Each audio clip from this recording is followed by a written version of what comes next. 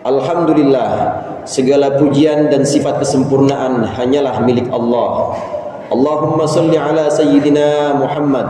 Salawat dan salam tetap dan terus Allah limpahkan kepada pemimpin umat, junjungan kita baginda Nabi Muhammad sallallahu alaihi wasallam beserta keluarga dan para sahabat-sahabatnya.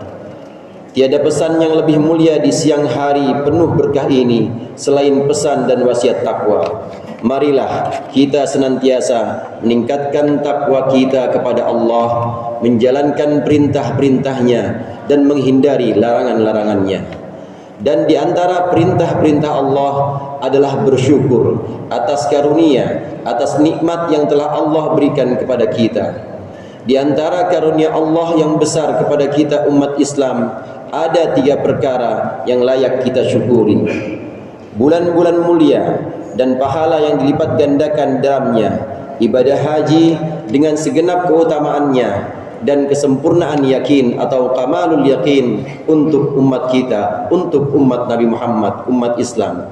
Hadirin rahimakumullah, kita berada di penghujung bulan Dzulqa'dah, satu dari 4 bulan yang Allah muliakan. Kemuliaan bulan ini antara lain karena di bulan ini Nabi Musa alaihi salam digembleng dan dipersiapkan untuk menerima kitab paling tua dalam sejarah. Sebagaimana kita tahu, Allah tidak menurunkan kitab sebelum Taurat. Kalaupun ada perintah-perintah dan wahyu-wahyu Allah kepada Nabi Syith, kepada Nabi Ibrahim alaihi salam, maka itu hanya berupa suhuf, belum dinamakan kitab. Maka di bulan Dzulqa'dah ini, demi mendapatkan kitab yang paling awal, Nabi Musa alaihi salam diperintahkan berpuasa selama 40 hari. Allah Subhanahu wa taala berfirman dalam surat Al-A'raf ayat 142, "Wa wa'adna Musa 30 lailah wa atmamnaha bi 'ashrin fatamma miqatu rabbih 40 lailah." Dan kami telah menjanjikan kepada Musa untuk memberikan Taurat 30 malam. Lalu kami sempurnakan jumlah malam itu dengan 10 malam lagi. Maka sempurnalah waktu yang telah ditentukan Tuhannya 40 malam.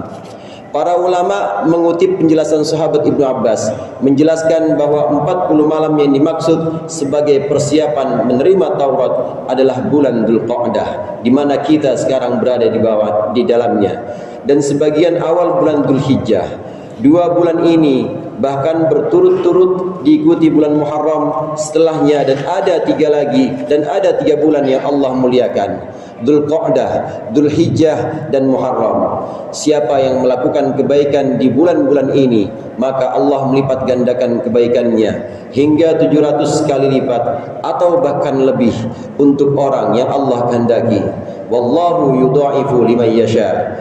Di bulan mulia, sedekah, puasa, salat, membantu sesama, dan segenap kebaikan-kebaikan atau amal soleh Allah muliakan demi memuliakan bulan haram ini. Di bulan yang mulia ini, hendaklah kita menghindari perbuatan-perbuatan dosa, menghindari perbuatan-perbuatan zalim yang bisa merugikan kita dan merugikan orang lain. Allah Subhanahu wa taala berfirman, "Dzalika ad-dinul qayyim fala tadlimu fihinna anfusakum." Ini adalah ketetapan atau agama yang lurus, maka janganlah kalian menganiaya diri kalian di bulan mulia ini. Surat At-Taubah ayat 36. Di bulan mulia ini, marilah kita perbanyak amal-amal ibadah dan menjauhkan amal-amal buruk. Ini yang pertama. Kemudian yang kedua, hadirin, di antara karunia Allah kepada kita umat Islam adalah ibadah haji dengan segenap keutamaannya. Batas awal waktu haji atau miqat zamani sudah dimulai sejak bulan Syawal. Di bulan Dzulqa'dah, rombongan demi rombongan jemaah calon haji berangkat menuju Madinah atau menuju Makkah. Mereka berangkat menunaikan satu rukun Islam, yakni haji dan umrah. Hadirin rahimakumullah, seorang yang berangkat haji adalah wafdullah, adalah tamu Allah. Rizki, bahkan hidup dan mati serta keselamatannya adalah jaminan Allah. Para jamaah haji adalah para mujahid, orang yang berjihad di jalan Allah. Kalau kita tidak pernah menemukan dalam sejarah seorang mujahidah, seorang pejuang perempuan di medan perang, maka jamaah perempuan dalam ibadah haji adalah seorang mujahidah, adalah seorang pejuang di jalan Allah. Bahkan jika seorang muhrim atau orang yang sedang melakukan ihram haji atau umrah, orang yang sedang melaksanakan ini wafat, maka ia Allah saksikan sebagai ahli surga, dan Allah bangkitkan nanti di padang mahsyar masih dalam keadaan bertalbiyah, labbaik Allahumma labbaik, aku datang ya Allah, aku datang menghadap kepadamu. Demikian istimewanya haji untuk kita umat Islam. Hingga dalam pelaksanaan haji, doa seorang yang haji pasti diijabah oleh Allah Subhanahu wa taala. Dalam sebuah hadis Ibnu Abbas, Rasulullah sallallahu alaihi wasallam bersabda, "Khamsu da'awatin la turadda, da'watul haji hatta yasdura, wa da'watul ghazi hatta yarji'a, wa da'watul madlumi hatta yunsara, wa da'watul maridi hatta yabra'a, wa da'watul akhi li akhihi bil ghaib. Asra'u haula'i ijabatan da'watul akhi li akhihi bil ghaib." Sabda Rasulullah sallallahu alaihi wasallam, 5 doa tidak akan tertolak. Doa seorang haji hingga ia pulang, doa orang yang berperang hingga ia kembali, doa orang yang dianiaya hingga ia ditolong, doa orang sakit hingga ia sembuh, dan doa seorang untuk saudaranya tanpa diketahui oleh saudaranya. Yang terakhir inilah yang paling cepat diijabah oleh Allah. Suatu hari Sayyidina Umar bin Khattab berpamitan hendak melaksanakan umrah. Beliau berpamitan kepada Rasulullah. Lalu Rasulullah sallallahu alaihi wasallam mengizinkannya seraya minta didoakan. Sabda Rasulullah sallallahu alaihi wasallam itu, "La tansana min du'aika au asyrikna fi du'aik." Wahai Umar, jangan lupa doakan kami atau sertakan kami dalam doamu. Hadis riwayat Abu Hurairah Al-Harawi. Selain itu, orang yang haji atau umrah, biaya yang ia keluarkan pasti Allah ganti. Dalam satu riwayat hadis, Allah berkata kepada para malaikatnya untuk para haji dan muktamir atau orang yang umrah, "Wahai malaikat-malaikatku, beri ganti apa yang sudah mereka keluarkan." Di riwayat lain Rasulullah sallallahu alaihi wasallam bersabda, "Al-hujjaj wal ummaru wafdullah, insalu utu, wa in da'au ujibu, wa in anfaqu ukhlifa alaihim." Para haji dan umrah adalah kamu Allah. Jika mereka meminta, pasti diberi. Jika mereka doa, pasti diijabah.